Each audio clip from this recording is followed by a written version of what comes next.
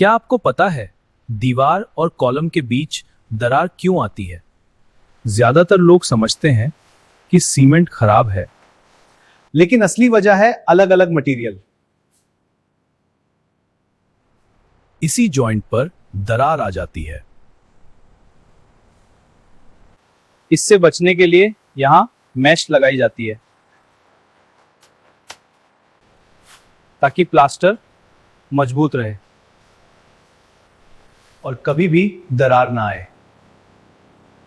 ऐसी और जानकारी के लिए पेज को फॉलो करें।